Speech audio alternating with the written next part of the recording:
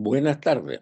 Eh, Vamos a iniciar aquí la segunda parte de esta charlita o temario que yo escribí sobre el problema de ser católicos hoy, que es un desafío indiscutiblemente.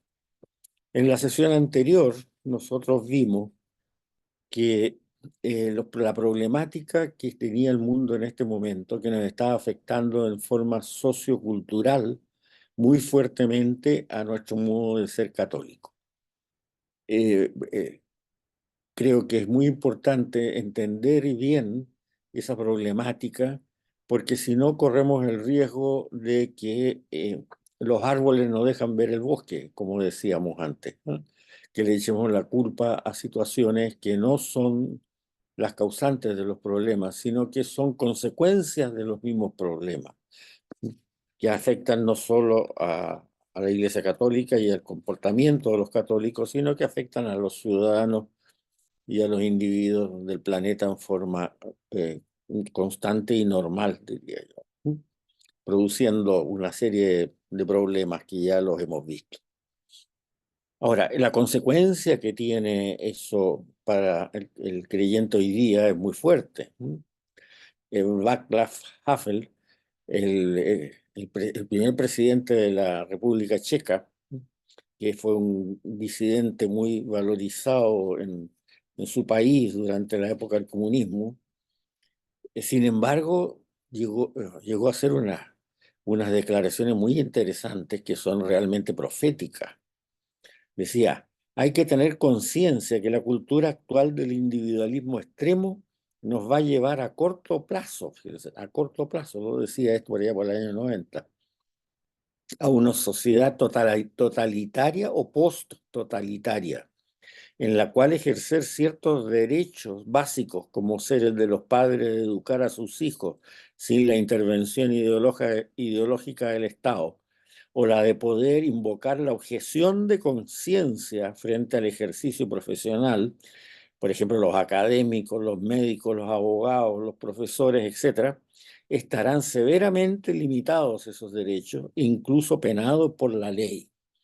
Como digo, extraordinaria esta reflexión de Havel de por allá por el año 90, cuando cayó el muro de Berlín y se conoció, digamos, la penetración cultural de Occidente en la República Checa, cómo él previó lo que está pasando hoy día, eso de que no se acepta la objeción de conciencia, etcétera, etcétera, etcétera. Y el hecho de no poder educar a los hijos en la forma que uno quiere. Bueno, no voy a poner ejemplos, digamos, pero los leemos a cada rato en las noticias, sobre todo en canales serios católicos de Internet. En el caso de una floristera, de una pastelera, una persona que tenía un pequeño local de pasteles en Estados Unidos, que le pasaron una multa tan gigantesca que tuvo que vender la fuente de su trabajo, su lugar de pastelería, para poder pagar la multa que le puso la justicia norteamericana por haberse negado en una torta de matrimonio que le mandaron a fabricar, poner dos estatuitas de varones arriba en vez de la tradicional pareja de un novio y una novia. Nada más que por ese hecho tuvo que pagar una indemnización millonaria que le implicó vender su local comercial, con lo cual quedó cesante en la calle prácticamente, para poder pagar esas multas y no correr el riesgo de ir presa. Bueno, y también se han anunciado, ¿no es cierto?, actividades en contra de universidades cristianas. En Canadá, por ejemplo, se ha ocurrido que una organización llamada Campus Pride ha puesto más de 100 universidades cristianas, ya sea católicas o protestantes, en una lista de vergüenza fuertemente publicitada y ha pedido a las empresas y a las industrias que no contraten a sus graduados, su riesgo de delatarlos por no ser, eh, no ser igualitarios en la elección de su personal. Ahora, esta situación actual no se va a resolver prontamente a través de la política, ya que, como es visto, trata de un problema sociocultural transversal que viene de muchos decenios atrás y que tiene raíces sociológicas y políticas profundas. Esta cultura no cambiará significativamente en nuestro horizonte de vida. O sea, está claro, la presión de Naciones Unidas, la presión de las organizaciones internacionales que sencillamente no prestan dinero a los países pobres si no acogen claramente estas leyes de igualdad sexual, como ha pasado en África, que es bastante claro. Ahí se presiona que el FMI no va a prestar plata para el desarrollo si no se acoge la ley del aborto, inmediatamente el aborto libre y las leyes de ideología de género. O sea, está claro que esto no se va a resolver de forma política, sino que vamos a tener que hacer una especie de, bueno, ya lo vamos a ver aquí en esta misma charla. Ahora, esto claro que genera descontento en la población, todo el problema del precariado y todo esto que hemos hablado, ¿no es cierto? El problema se ha visto claramente en París, por ejemplo, con los chalecos amarillos. Pero es difícil que se cambie la estructura económica y social y política del mundo hoy día. Está lanzada ya como algo irreductible. Ahora, ¿qué podemos hacer nosotros los católicos para enfrentar estas situaciones? Bueno, lo primero que tenemos que hacer es reconocer que esta es la realidad que nos toca vivir, ¿sí? Y tenemos que centrar nuestra vida cotidiana en la persona de Jesucristo. O sea, es cierto que a nuestra Iglesia Universal en los últimos 50 o más años empieza a dar la impresión que ya la roca sólida donde estaba fundada se empezó a diluir y convertirse en arena y quedamos a consecuencia de los escándalos, de los abusos del clero y que parecía que todo se estaba viniendo abajo. Pero para lograr sobrevivir en esto tenemos que asegurarnos que nunca más la roca sólida de nuestros cimientos se vuelva a licuar. O sea, es evidente que nosotros nos ha pasado todo esto porque no hemos centrado nuestra vida y a nivel global, digámoslo así, a nivel de iglesia, en la persona de Jesucristo. Nos hemos distraído mucho, ¿no?, en eso. Hay un artículo que salió en una revista católica eh, norteamericana, referida hace ya muchos años, eh, referida a la iglesia en Latinoamérica. Y me llamó la atención la siguiente frase. Decía, la iglesia latinoamericana ha elegido la opción de los pobres. Y los pobres, consecuencia de eso, han elegido a las iglesias evangélicas. Y es muy real. Es muy real. O sea, es lógico que tenemos que ayudar a la, a la gente pobre a salir de la pobreza y a la gente que tiene ingresos precarios y todo eso. Es evidente que sí, pero lo más importante es hablarle a la gente de Dios, de hablarle de Cristo, de la persona de Cristo, del mensaje cristiano. Entonces, ¿qué es lo que hacen los pobres en Latinoamérica según ese artículo que estaba lleno de estadísticas? O sea, no es un cuento. Claro, reciben la ayuda de la Iglesia Católica muy felices, pero para oír que le hablen a Dios, de Dios, se va donde los evangélicos. Bueno, ese es un punto importante, ¿no? O sea, la gente tiene hambre de oír y de juntarse para orar al Señor. Entonces, si no se lo damos nosotros, se van a ir donde los evangélicos.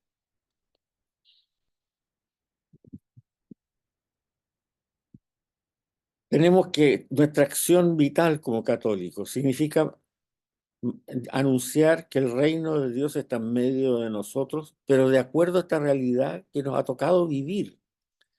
Evidentemente, nosotros estamos muy convencidos, yo creo que es cierto, de que esta realidad que nos ha tocado vivir ahora es peor que la que le tocó vivir a nuestros abuelos. guerras mundiales aparte seguramente, ¿eh? Y pensamos que todo tiempo pasado fue mejor, pero bueno, esta es la época que nos tocó vivir. Nadie nos dio a elegir la época de nuestro nacimiento. Por lo tanto, que hay que actuar racionalmente y rápido. No podemos refugiarnos en aquellos viejos modos que nos enseñaron en el pasado, de que hay y que molestaría mucho a San Pablo si lo escuchara hoy día.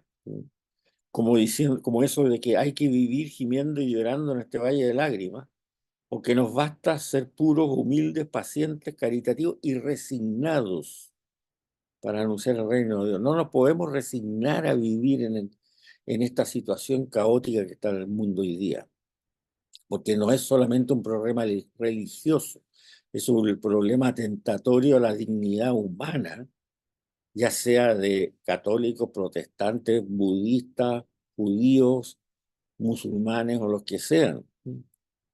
El Papa Francisco acaba de sacar un documento oficial, nunca sé si son encíclicas, motu propios, que se tienen diferentes formas, pero es un documento oficial del Vaticano firmado por él, que se llama Dignitatis Eterna, no, Dignitatis Eterna, no, bueno, ustedes pueden verlo ahí, que habla del, no, Dignitatis Infinita, eso es, que habla de la dignidad infinita del ser humano y cómo se viola de muchísimas maneras hoy día, incluyendo, por supuesto, en estas teorías modernas de individualismo, de sexualidad rara o etcétera.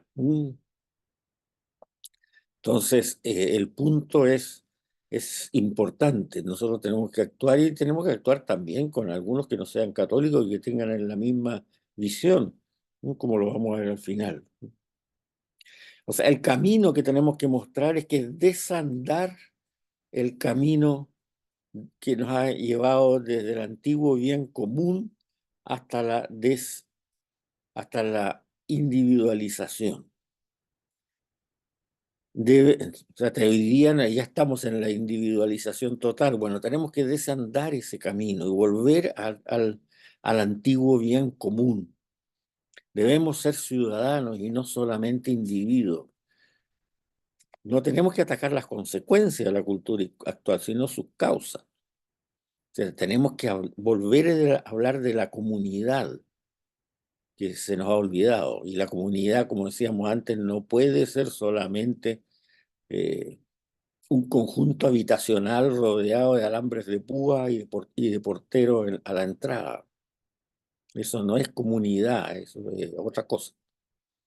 Porque además nos garantiza que dentro de ese tipo de comunidades nos conozcamos los que habitamos en ellas. Acaba de salir una estadística que publicó la Universidad Católica de muchas cosas de aspecto social y que dice que solamente el 30% de la gente conoce el nombre y el apellido de sus vecinos más cercanos. Los demás ni siquiera tienen idea.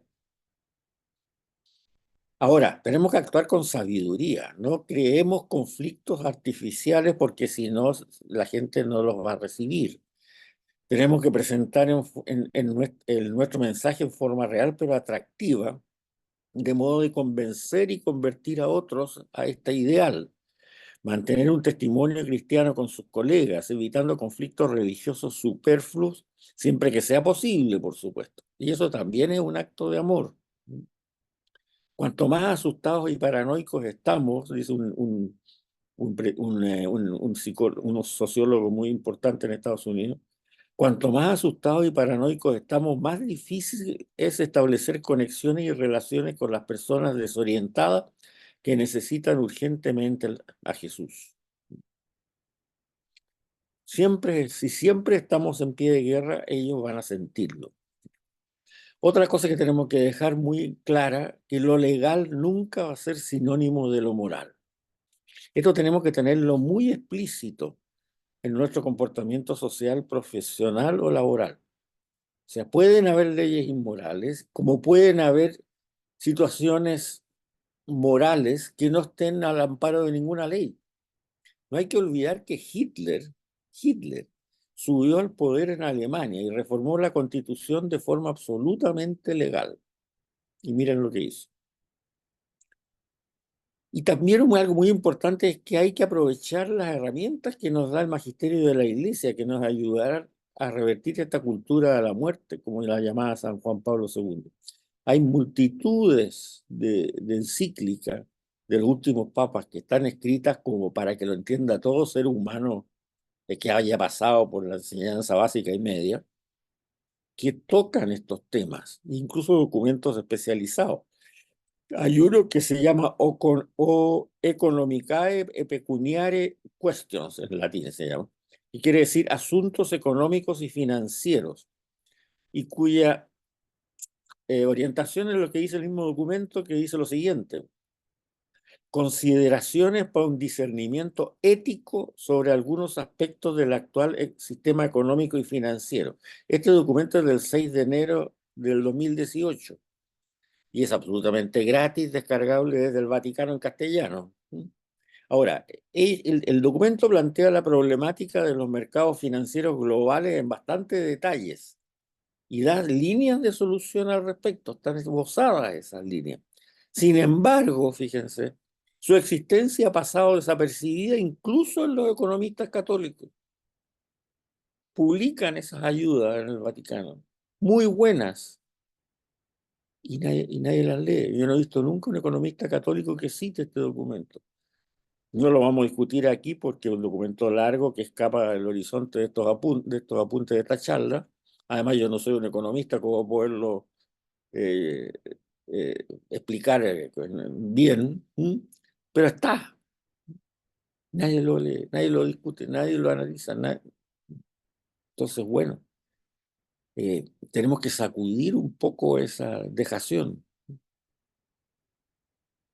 Ahora, una cosa clara que tenemos que tener es que la tarea que nosotros tenemos que hacer en la participación con los obispos y sacerdotes, tanto globales como locales, se realiza mediante la oración por ellos.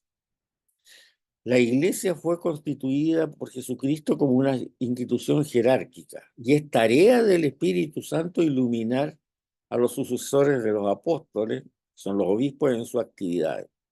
Y nuestra tarea hacia ellos debe ser principalmente de consejo y oración constante.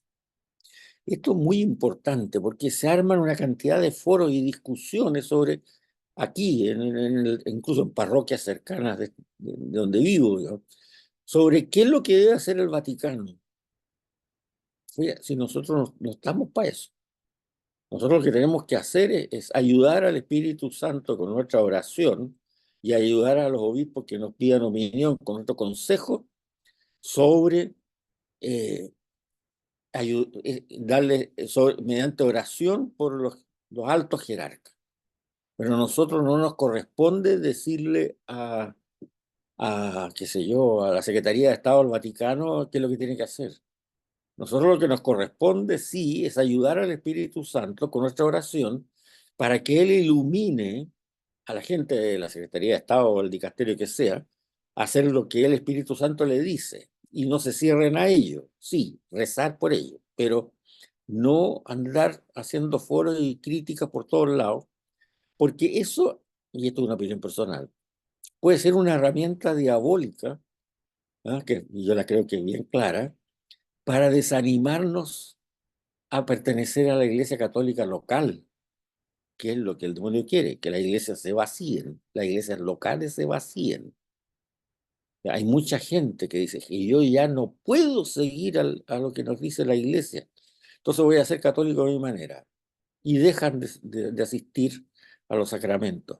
Y eso es lo que quiere el demonio, pues, porque así deja a una persona sin la ayuda de la misa, por ejemplo, y de la Eucaristía, que es la mejor manera para perderse en este enredo, y además deja las iglesias vacías, que tengan que cerrarse, como está pasando ya en Alemania, por ejemplo. En Alemania parece que los católicos americanos están preocupados de cómo hacer que el Vaticano haga lo que ellos quieren, un famoso sínodo, esa cosa rara que tienen. Pero resulta que el 80% de las iglesias católicas en Alemania, me decía un amigo que tiene contactos allá, han tenido que cerrar. Entonces, ¿no sería mejor que se preocuparan de por qué esa gente ha abandonado ese 80% de las iglesias que antes, hasta 50 años atrás estaban todos abiertos y florecientes?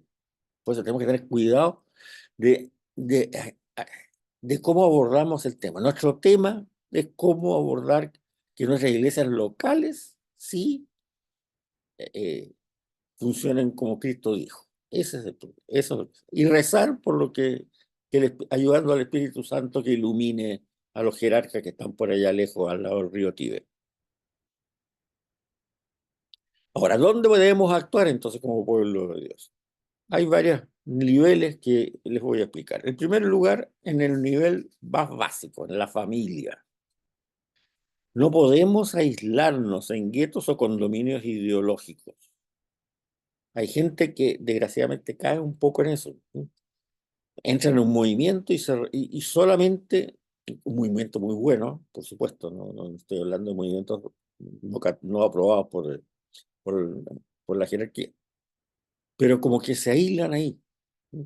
Y se comunican solamente entre ellos. No, nosotros debemos, por supuesto, ingresar a lo mejor en movimiento para alimentarnos de esa espiritualidad, pero transmitirla a todos. Si no la transmitimos a todos, vamos a empezar a cerrar iglesias. O sea, no tenemos que armar condominios ideológicos, cerraditos así, con guardia y con cosas. Vayamos a los movimientos, sí, alimentémonos de ellos y transmitamos esa alimentación que adquirimos a todos.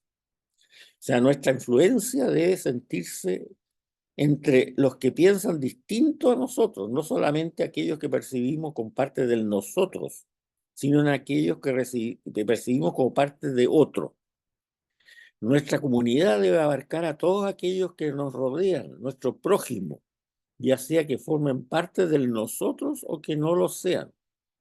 En ese sentido, la forma de relacionarnos con personas ajenas a nuestro círculo íntimo, incluso proveedores de servicios básicos, dependientes del comercio, trabajadores del transporte urbano, vecinos, extranjeros, subalternos en el trabajo, etcétera, no debe ser diferente a la que tenemos con los de nuestra tribu. Eso debe ser inculcado a las nuevas generaciones desde pequeños como algo natural. Para ello es preciso reencantar el concepto de solidaridad como herramienta para lograr el bien común. Esa solidaridad no solo debe abarcar lo que tenemos, sino que debe ser primordialmente hundirse en lo personal, en la escucha. ¿Cuánta gente queda feliz nada más porque le escuchemos que nos cuenten sus problemas y se desahoguen? ¿Cuánto bien podemos hacer con ese dicho de que se llama prestar oreja? En no mirar al prójimo como un otro, sino a alguien como a uno mismo. El Papa Francisco dice claramente una frase que es una muy buena. Hay que mirar al otro mirándolo a sus ojos, no esa saludada, hola, ¿qué tal? Nos vemos, y mirando para otro lado, ¿sí? Como hablábamos en la sesión pasada. El Papa Francisco nos dice, lo dijo en el discurso de la Catedral de Santiago en enero del 2018, el problema no está en darle comer al pobre, vestir al desnudo o acompañar al enfermo, sino en considerar que el pobre, el desnudo, el enfermo, el preso, el desalojado tienen dignidad como para poder sentarse en nuestras mesas, de sentirse en casa entre nosotros, de sentirse familia. Y ese es el signo de que el reino de los cielos está entre nosotros. Y eso es muy cierto. ¿Cómo tratamos, no es cierto, por ejemplo, nosotros, nuestros subalternos en el trabajo? ¿Mirándolos de arriba para abajo o mirándolos como buenos consejeros, buenos líderes que los aconsejan? Es importante mostrar tanto al interior de nuestra familia como al exterior de ella nuestro rechazo práctico al consumismo tanto material como personal o ideológico. Y esto debe transformarse en una forma de vida. ¿Se necesita cambiar el iPhone cada año? Una pregunta, ¿no? Y así muchas cosas. ¿Se necesita tener un auto de alta gama o un auto que ande bien y que sea cómodo, etcétera? Otro punto muy interesante es el que nos da el mensaje de Fátima. Fíjense, el mensaje de Fátima, no se habla de una característica que tiene que es muy importante. O sea, y esta característica refleja claramente su origen sobrenatural. O sea, no es un cuento así piadoso para que nos portemos bien. Hay que leer bien el mensaje en sus detalles, porque claramente su origen es sobrenatural. Y les voy a explicar por qué yo lo considero tan importante destacar que su origen es sobrenatural y cuál es la prueba de ello. El mensaje de Fátima dijo en mayo del 2017 que si no rezábamos mucho, Rusia iba a provocar la destrucción del ser humano. Pero eso fíjense que lo dijo en mayo del 2017. Y la revolución de octubre fue en octubre del 2017, 6 meses después. Claro, nosotros decimos, evidente, pues estaba Stalin. No Stalin ni nada. Stalin era un georgiano que ni siquiera había llegado a Moscú en esa época. El mensaje de Fátima sobre que Rusia iba a destruir al mundo si no rezábamos y cambiábamos nuestra actitud de vida, lo dijo en mayo del 2017. Y la revolución de octubre fue en octubre del 2017, 6 meses después. Y a ningún político del mundo se le hubiera ocurrido en mayo del 2017, pero jamás en la vida, tener miedo por el futuro de Rusia. Rusia era un país derrotado por todas partes.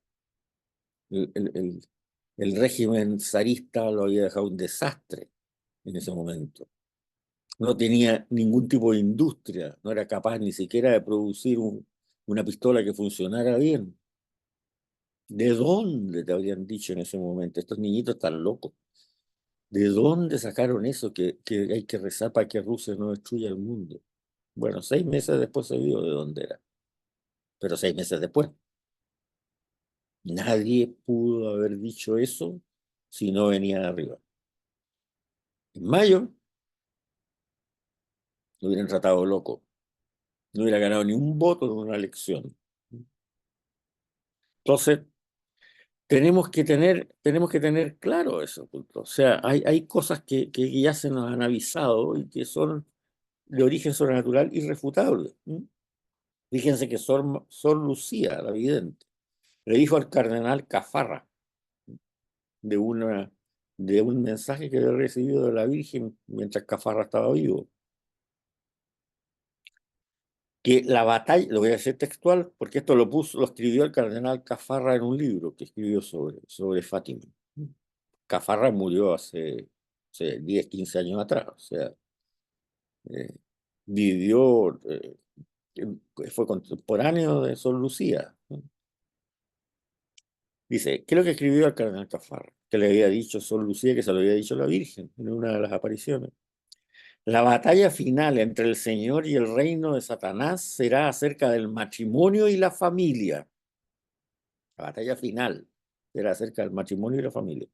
No teman, añadió Dios, porque cualquiera que actúe a favor de la santidad del matrimonio y de la familia siempre va a ser combatido y enfrentado a todas las formas, porque este es el punto decisivo. Porque está claro, siempre nos van si nosotros defendemos el matrimonio y la familia, siempre nos van a combatir, porque este es el punto definitivo de la batalla entre el Señor y el reino de Satanás. ¿Se está viviendo eso ahora o no? ¿Qué me pueden decir ustedes?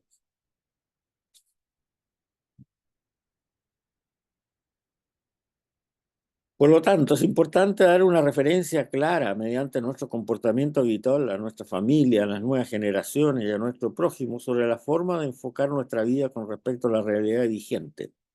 Y esto debe ocurrir coherentemente a todo nivel, ya sea familiar, social, laboral o comunitario. Entonces, el primer punto de actuación es la familia. Segundo punto de actuación nuestra, la iglesia local. Como dijimos antes, no nos preocupemos tanto de lo que hace el dicasterio X o el dicasterio Y en el Vaticano. Eso el Espíritu Santo lo va a arreglar. Lo que nosotros tenemos que hacer es rezar para que el Espíritu Santo lo pueda arreglar, nada más. Pero sí podemos actuar a nivel del núcleo básico, la iglesia local. Veamos qué es lo que dicen algunos documentos que han citado los papas últimamente. Les voy a leer uno. El planteamiento que nos hace la persona de Jesús, no, esto lo he sacado mucho de los discursos del Papa Francisco durante su viaje a Chile. El planteamiento que nos hace la persona de Jesús no puede tener más radicalidad y dureza. E implica toda una visión del mundo. Para Jesús el hombre se lo juega todo en el sentido de sus actos. Y no se trata, como señala muy bien Claude Tresmontant, un gran teólogo de la época del concilio, de un problema de premios y castigos. No hagas esto porque te va a ir al infierno. No, no es el problema ese. Se trata de ser o no ser. Jesús no ve al mundo como un jardín de infancia en el que se reparten cachetes y caramelos. Lo que aquí se ventila, como dijo Tremontant, es un problema de ontología, de ser o no ser. No es que Jesús premie o castigue, es que el que está muerto, está muerto. Si un árbol es estéril o una rama está seca, será cortada y arrojada al fuego porque de nada sirve, no es utilizada. Es una cuestión de ser, insistimos, y no solamente de moral. Aquí se refiere, ¿no es cierto?, el Papa en este discurso a la cita que hace en el Evangelio de Marcos y que también la toma en el Evangelio de San Mateo, posteriormente el de San Lucas, pero Marcos capítulo 11, versículos 12-14. Y si está seca, se corta y se echa al fuego. Se le dará un tiempito, ¿no es cierto?, de que el hortelano le eche un poco de abono, a ver si resucita, evidentemente. Y el año siguiente, si no ha resucitado, se corta y se echa al fuego. Es ser o no ser, no es, como dice aquí, no se trata de un problema de premios y castigos. No es que Jesús premie o castigue. El que está muerto, está muerto. Si una árbol es estéril o una rama está seca, será cortada y arrojada al fuego, porque para nada sirve, no es utilizarlo. Y eso es lo que nos dice el Papa. Es el mensaje que nos hace la persona de Jesús es radical. No es un problema de dar caramelos o cachetadas. No, ¿eres o no eres? Ahora, evidentemente, el ser o no ser lo va a juzgar Dios mismo. No podemos juzgarlo nosotros. Pero ese es el asunto. O sea, puede haber gente que no sea católica, y la hay, infinidad de millones de personas que hacen mucho el bien sin haber escuchado jamás el mensaje de Cristo. Ok, no, eso no se discute, pero que hacen mucho el bien. ¿Mm? Ese es el punto. Es un problema de ser, no es solamente de moral. Para poder cumplir con lo que el Señor espera de nosotros, de acuerdo a lo anterior, es necesaria una reconversión. Y eso es lo que se llama reconversión. Conviértanse, como dice el Evangelio de San Juan que hemos leído durante todo este tiempo. Eso es una adhesión incondicional a la revelación del misterio de Dios. Revelación comenzada en los tiempos del patriarca Abraham y culminada en el mensaje de Jesús de Nazaret. Y esa reconversión se debe hacer desde el interior de su iglesia, para que todos conozcan que ustedes son mis discípulos. Nuestra participación en la iglesia deberá ser activa y sin escamoteo, de modo de no permitir que nuestra iglesia local se convierta en lo que decíamos en la sesión pasada, en un deísmo moralístico terapéutico. Aquellas personas de la comunidad que tengan una mayor preparación podrán guiar a los que no la tengan. La misión de guiar en la iglesia recae en todos, de acuerdo a su carisma propio, laicos, consagrados por iguales, está claro en San Pablo. Esto deberá realizarse, que yo sugiero, en tres áreas, que lo veámosla. En la primera, redescubrir los orígenes de nuestra fe a través de una buena formación bíblica, ya que no es posible transmitir un mensaje que no se conoce con solidez. No nos podemos quedar con la preparación que nos dieron para la primera comunión. No podemos transmitir el mensaje de Cristo bien si no lo conocemos en forma adulta, porque tenemos que transmitirlo a adultos también. Esta formación también la debemos aplicar metódicamente en nuestra relación con el Señor, ya sea a través de la oración de la Lección Divina o la liturgia de las horas o de cualquier otra metodología similar. La segunda área es redescubrir la belleza y el significado de la liturgia, de modo que sea realmente un momento de adoración, de acción de gracias comunitaria y de comunión con Dios. No podemos ir solamente a la misa como decía algún sacerdote, a la misa del día domingo, estando parados afirmando las paredes del templo, digamos. Participemos, pero para participar tenemos que entender la belleza y el significado de la liturgia, y eso alguien tiene que explicarlo, y eso tiene que ser nuestra iglesia local. Redescubrir la necesidad de guiar nuestra vida a través de un ascetismo práctico que incluye nuestra forma de vivir y nuestras actividades diarias y que no solo se refiere a algunos ritos periódicos. Tenemos que revivir la austeridad, lo que decíamos con respecto al consumismo, ¿no es cierto? Y no seremos más austeros porque comamos pescado durante el Viernes Santo, sino que a lo mejor al revés, no sé. Para poder irradiar nuestra iglesia local deberá ser abierta. Las comunidades que están demasiado encerradas en sí mismas por temor a la impureza sofocarán a sus miembros y ahogarán la alegría de vivir juntos. Volver a aprender el arte perdido de la comunidad es algo que los cristianos comunes debemos hacer, de acuerdo con San Pablo. La ideología es el enemigo de la vida comunitaria alegre. ¿Qué es lo que nos dijo el cardenal Bergoglio en su último mensaje antes de ir al cónclave, que lo eligió papa? Evangelizar supone en la iglesia la parresía o libertad, confianza de salir de sí misma.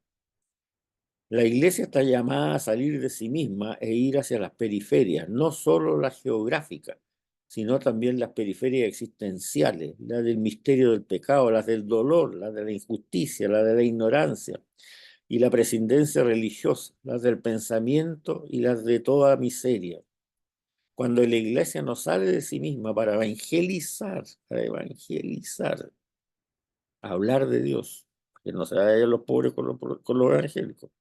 Tenemos que evangelizar. Deviene autorreferencial y entonces se enferma. Los males que a lo largo del tiempo se dan en las instituciones eclesiales tienen esa raíz de autorreferencialidad, una suerte de narcisismo teológico que sin darse cuenta hace que se crean que tienen luz propia y no que deben ser solo un reflejo de la luz de Cristo. Debemos tratar de destruir los guetos internos que hemos formado en nuestra propia iglesia. Los diversos movimientos eclesiales deben reconocer que hay muchas formas lícitas de ser iglesia y dejar de mirarse a sí mismos como los mejores o como los únicos que defienden los principios básicos del catolicismo y que no lo han traicionado. Todo movimiento eclesial que esté en comunión con el Papa y que se ciña a la doctrina pontificia debe ser respetado por igual. Y obviamente una comunidad formada en la iglesia local deberá ser la encargada de ayudar solidariamente a aquellos miembros que hayan sufrido persecución laboral o que hayan sido discriminados por su iglesia religiosa, por sus ideas religiosas, de modo de evitar que por estas razones pueda desfallecer su fe. Ahora, el tercer nivel que debemos actuar es en el sistema educacional. Fíjese lo que nos dice el Papa acá. Todo modelo educativo presupone una antropología, una idea de lo que es un ser humano. En general, el modelo educacional público global actual está orientado a equipar a los estudiantes para tener éxito en la fuerza de trabajo, proporcionar una vida placentera para ellos y su futura familia y realizarse cumpliendo libremente sus objetivos personales que ellos mismos han definido, independientemente de cuáles sean esos objetivos. Y el modelo educativo cristiano estándar de hoy toma esa metodología de la escuela básica y le agrega clases de catecismo y servicios de oración. Clases extraordinarias y el currículum extraordinario, optativas de catecismo y servicios de oración. Sin embargo, desde una perspectiva cristiana, ese modelo se basa en una antropología falsa. En el cristianismo, el objetivo final del ser humano no es el anterior, sino que es amar y servir a Dios y al prójimo con todo el corazón, alma y mente para lograr la unidad con Él en la eternidad.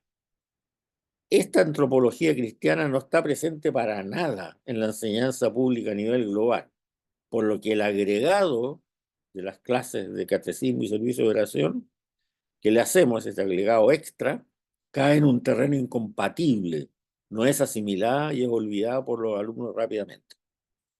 Cae en un terreno incompatible, los alumnos hacen la primera comunión y después se olvidan totalmente de lo que les enseñaron porque no les encaja en el modelo antropológico social que les enseñaron en la escuela.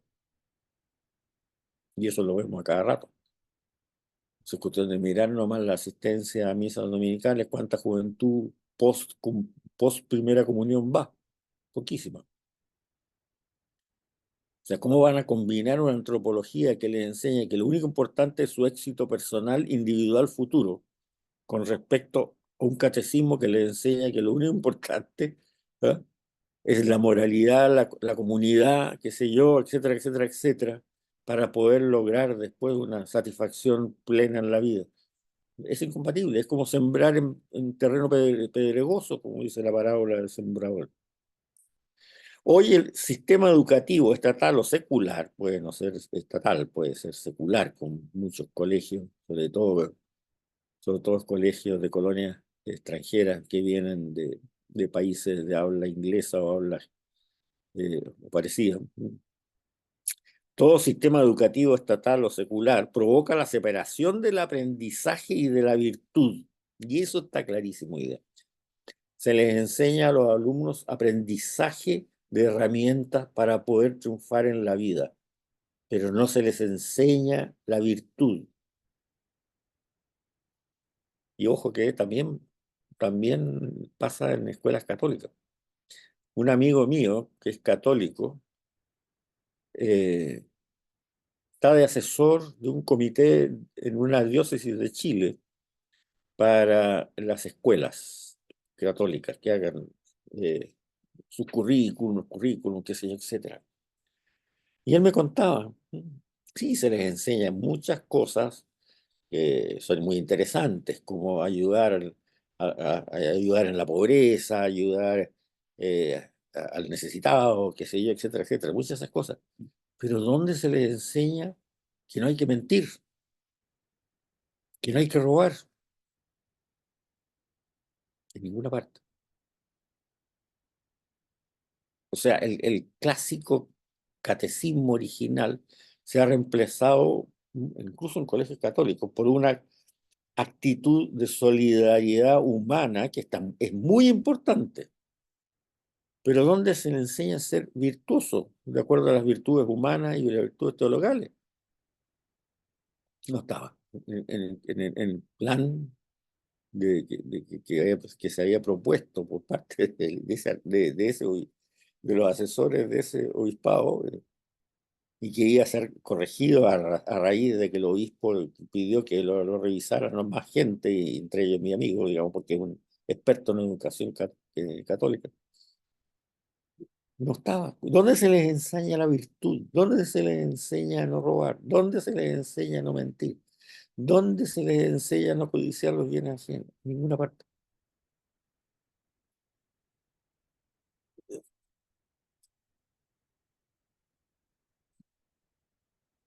Ahora, un problema conflictivo será el cómo proteger a las nuevas generaciones de la adoctrinación en la sexualidad y en la ideología de género, que será en las escuelas seculares, que ya lo estamos viendo.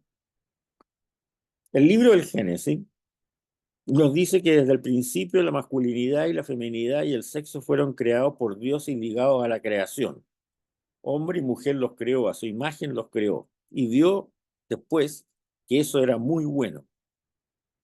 El hombre y la mujer se convierten en una sola carne, aunque permanecen como ellos mismos, porque es así como Dios considera la naturaleza del vínculo entre él, cada pareja y cada persona. Y esto implica una antropología profunda que debe ser enseñada a las nuevas generaciones como base de la sexualidad.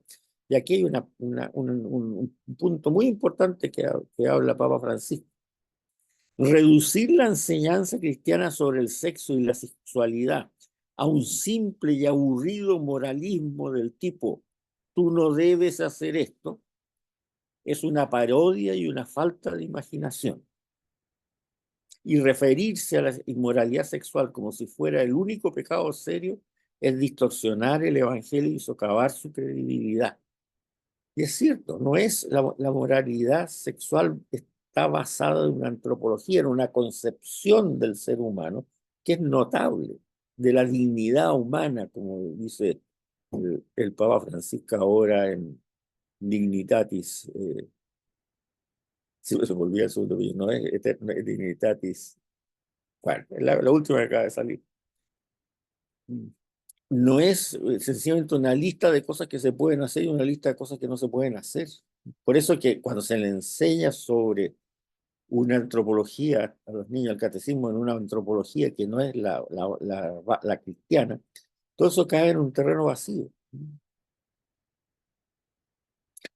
Ahí los recomiendo leer el capítulo 4 y 5 de la encíclica Amoris Laetitia del Papa Francisco, que es extraordinaria. Ahora, esto nos lleva a algo muy importante, que es repensar nuestras normas de moralidad a la luz de nuestro encuentro con Cristo. El encuentro personal con Cristo es un acontecimiento vital para cada uno y no un simple moralismo. Por eso que centrar nuestra vida en la persona de Jesucristo significa también que debemos complementar nuestra vieja forma de medirnos en lo moral, basándonos exclusivamente en los 10 mandamientos, en el decálogo. O sea, tiene que ser como dice, como decíamos antes, decía el Papa, ¿no es cierto? Es ser o no ser, no es tanto lo que hay que hacer o no hacer. En este camino, cuando nosotros la moralidad solamente la implementábamos en el decálogo, en los 10 mandamientos, implicaba ajustarnos a reglas jurídicas que nos indican normalmente lo que no debemos hacer y que Dios le dio a la humanidad ya hace más de 3.000 años atrás, 1.000 años antes que nuestro Señor Jesucristo viniera al mundo a hacernos la definitiva revelación del misterio de Dios. Además, tienden a formar una sensación de buenismo que no es válida, digamos. Una falsa sensación de justificación. Gente que dice, yo amo a Dios, quiero mucho a mis padres, voy a misa los domingos, no he matado ni robado a nadie, soy fiel y quiero mucho a mi cónyuge.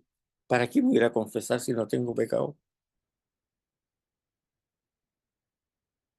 Jesús vino a enseñar las condiciones definitivas del ser y la vida. Las consecuencias son, las sanciones son ontológicas, o es ser o no es ser, y no jurídicas. Vuelvo de nuevo a lo que decía el Papa en ese discurso.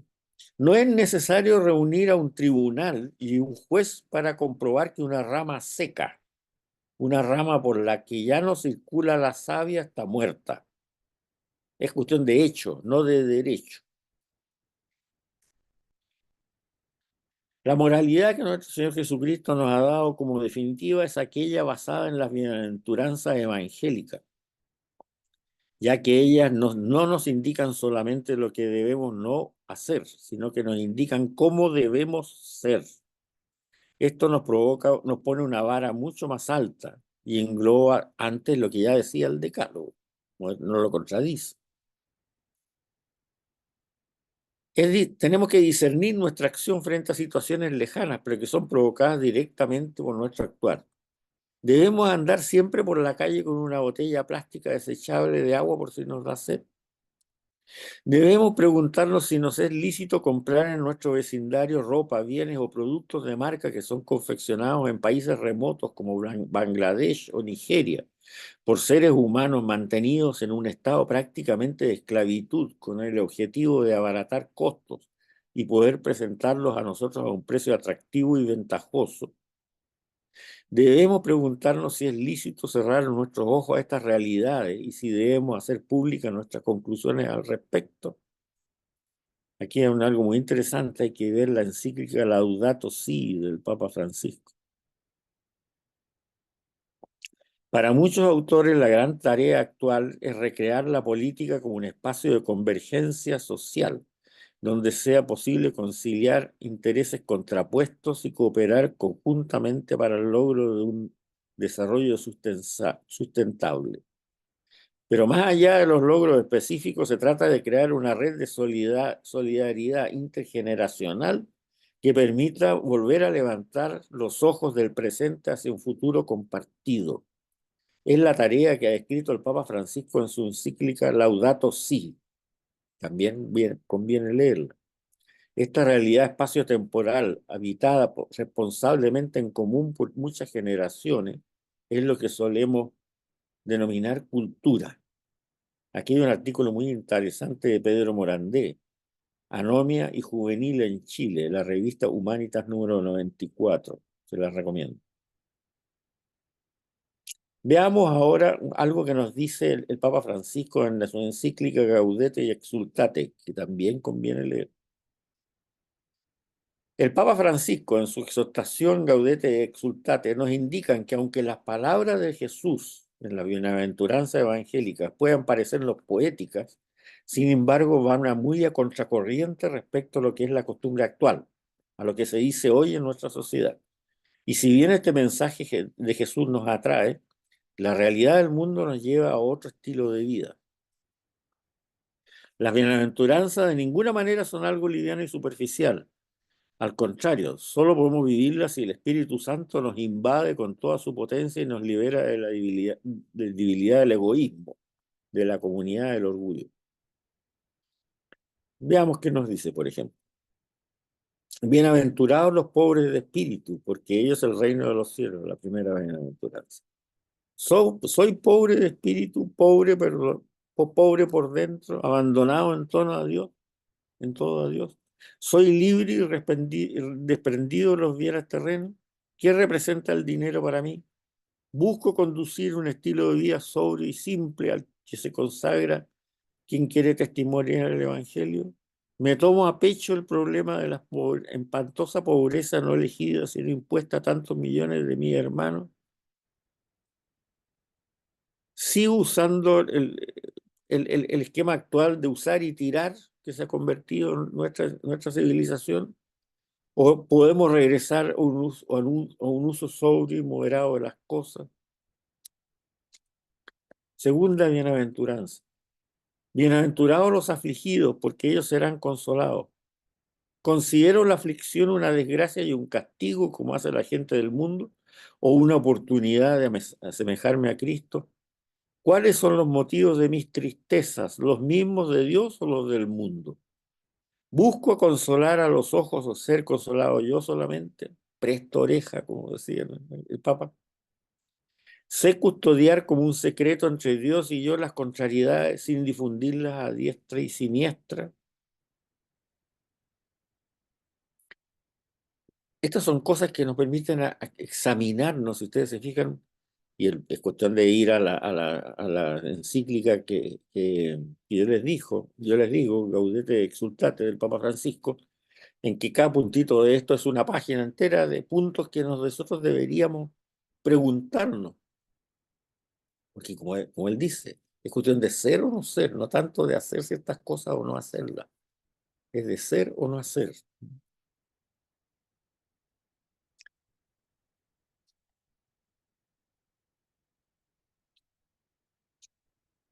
La tercera bienaventuranza.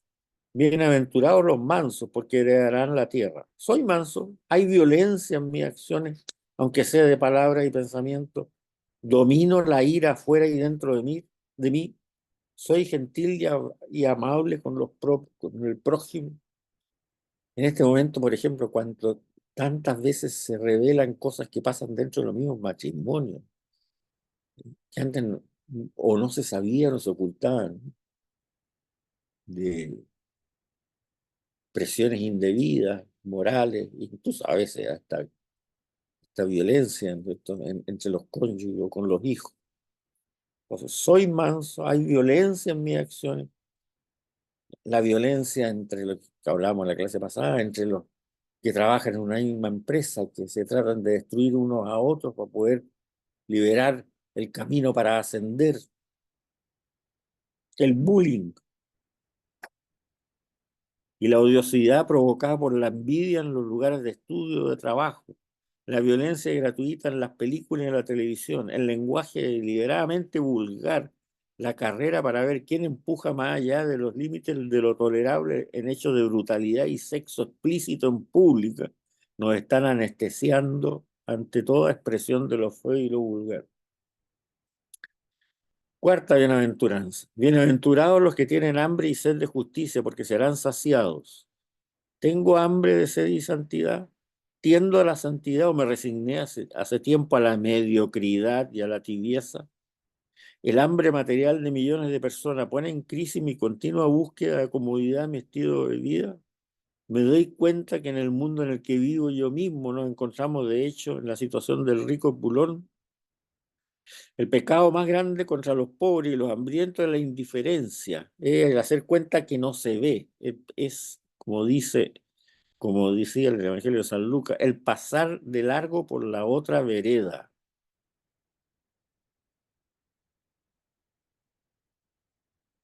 Quinta bienaventuranza. Bienaventurados los misericordiosos, porque encontrarán misericordia. Soy misericordioso delante de un error de un hermano, de un colaborador. ¿Reacciono con juicio o con misericordia? Jesús sentía compasión por la gente. ¿Y yo? ¿Fui yo alguna vez también el siervo perdonado que no sabe perdonar? ¿Se acuerdan ese que le debía no sé cuántos millones de talentos y el patrón lo perdonó? En cambio no perdonó después ese mismo siervo a uno que le debía unos pocos denarios. ¿Cuántas veces he pedido y recibido a la ligera la misericordia de Dios por mis pecados, sin darme cuenta de que a qué precio Cristo me lo ha procurado? En la parábola del hijo pródigo, el error del hijo mayor está en considerar que haberse quedado siempre en su casa y haber compartido con el padre no es un privilegio inmenso, sino que un mérito, y se comporta más como mercenario que como hijo. Debemos tener misericordia porque hemos recibido misericordia, no para recibir misericordia, pero debemos tener misericordia porque de lo contrario la misericordia de Dios no hará efecto entre nosotros y nos será quitada, como el señor de la parábola se la retiró al siervo desalmado. Sexta bienaventuranza. Bienaventurados los puros de corazón, porque verán a Dios. ¿Soy puro de corazón? ¿Puro de intenciones? Cuando digo sí es sí, cuando digo no es no, como Jesús. Hay una pureza de corazón, una pureza de los labios, una pureza de los ojos y una pureza del cuerpo. Busco cultivar todas esas purezas tan necesarias, especialmente para las personas consagradas. Lo más contrario a la pureza de corazón es la hipocresía. ¿Y yo a quién me esfuerzo por complacer en mis acciones? ¿A Dios o a los hombres? Aquí hay una cosa muy simpática. Se ha dicho, pienso, luego existo. Pero hoy se tiende a sustituirlo con aparento, luego existo. La hipocresía consiste en hacer de la vida un teatro en el cual se recita para un público. Es ponerse una máscara, dejar de ser persona y transformarse en un personaje. La hipocresía más perniciosa es esconder la propia hipocresía.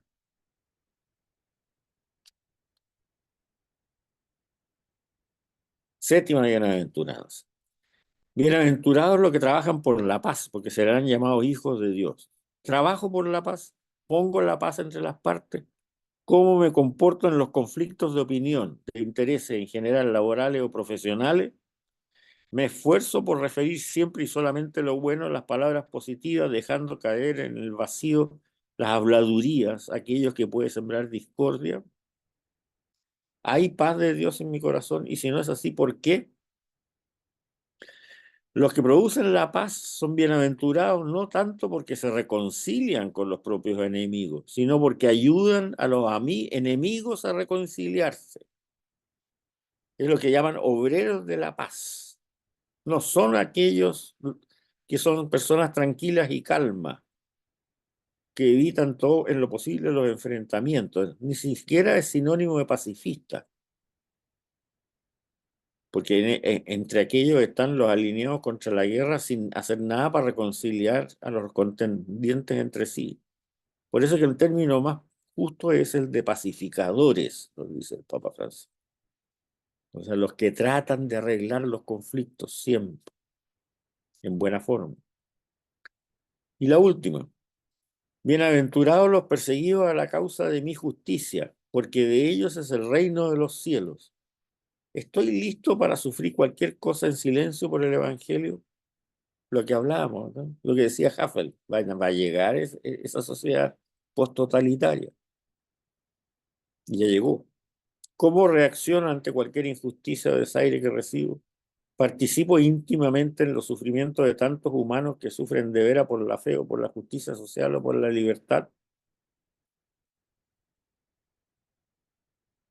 Esta bienaventuranza debe vivirse también en las situaciones cotidianas, en aquellos contrastes de la vida que nos reserva a todos, incluso en nuestra propia casa. El Papa Francisco dice, no licúen la fe en Jesucristo, lean las bienaventuranzas que les van a venir bien. Y si quieres saber qué cosa práctica tienes que hacer, lee el Evangelio de San Mateo, el capítulo 25, que es el protocolo con el cual nos van a juzgar. Con esas dos cosas tienen el programa de acción, la bienaventuranza y Mateo 25. No necesitan leer otra cosa. Bien, y para terminar, les voy a leer algo que es realmente extraordinario. Una conferencia que dijo el sacerdote, si era obispo, Joseph Ratzinger, en el año 1969, o sea, para dar una idea, hace 55 años que se dijo esto. Y cómo él profetizó exactamente la situación que está viviendo nuestra iglesia y cómo debería quedar nuestra iglesia después de todo este camino tan difícil que tiene por delante y en la cual todos tenemos que participar, como decía antes, para poder sobrevivir. Es breve y sugiero que ustedes lo mediten muy bien. En el texto de estas dos charlas está un link al sitio web donde pueden bajar este mismo documento que voy a leer. Leo, todo es textual. Lo que dijo Joseph Ratzinger, el simple sacerdote Ratzinger, que había sido párroco por ahí, en Baviera, en el año 1969. El futuro de la iglesia puede venir y vendrá también hoy solo de la fuerza de quienes tienen raíces profundas y viven de la plenitud pura de su fe. El futuro no vendrá de quienes dan solo recetas, no vendrá de quienes solo se adaptan al instante actual, no vendrá de quienes solo critican a los demás y se toman a sí mismos como medida infalible. Tampoco vendrá de quienes eligen solo el camino más cómodo, de quienes evitan la pasión de la fe y que declaran falsa y superada, tiranía y legalismo, todo lo que es exigente para el ser humano, lo que le causa dolor y le obliga a renunciar a sí mismo. Digámoslo en forma positiva, el futuro de la iglesia, también en esta ocasión, como siempre, quedará marcado de nuevo con el sello de los santos y por tanto por seres humanos que perciben más que las frases que son precisamente modernas, por quienes pueden ver más allá que los otros, porque su vida abarca espacios más amplios. Si hoy apenas podemos percibir aún a Dios, se debe que nos resulta muy fácil evitarnos a nosotros mismos y huir de la profundidad de nuestra existencia, anestesiado por cualquier comodidad. Así, lo más profundo en nosotros sigue sin ser explorado. Sí es verdad que solo se ven con el corazón, qué ciegos estamos todos.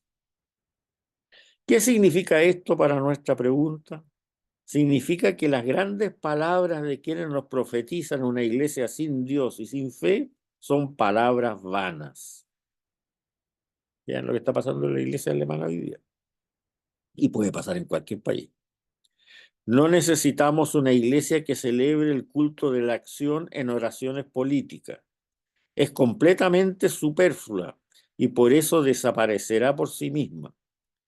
Permanecerá la iglesia de Jesucristo, la iglesia que cree en el Dios que se ha hecho ser humano y que nos promete la vida más allá de la muerte.